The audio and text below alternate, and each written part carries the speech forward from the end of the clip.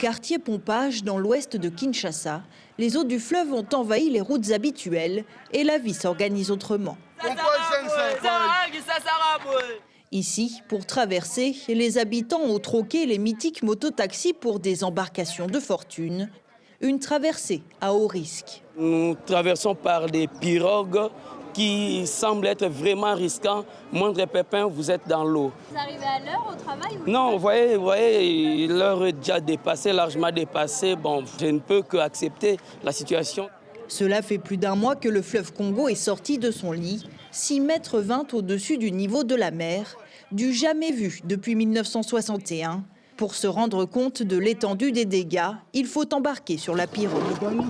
Les routes du quartier sont toutes transformées en rivières, les maisons englouties par l'eau boueuse. Si la décrue du fleuve est amorcée, le constat reste alarmant. Les dégâts sont énormes. Ici, on utilisait les routes, mais on ne peut plus passer avec l'eau. On a l'habitude des inondations, mais comme ça, je n'avais jamais vu. D'autres provinces du pays ont été touchées par la crue du fleuve. Au moins 300 personnes sont mortes sur l'ensemble du territoire selon les autorités.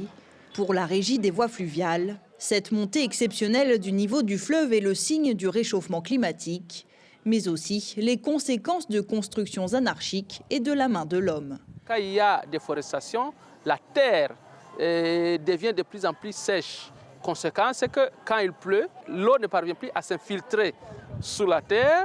Toute cette quantité n'a qu'une seule direction, c'est dans le fleuve. Le fleuve Congo devrait retrouver son niveau normal d'ici quelques jours. En attendant, la société civile demande aux autorités de déclencher un plan d'urgence pour venir en aide aux sinistrés.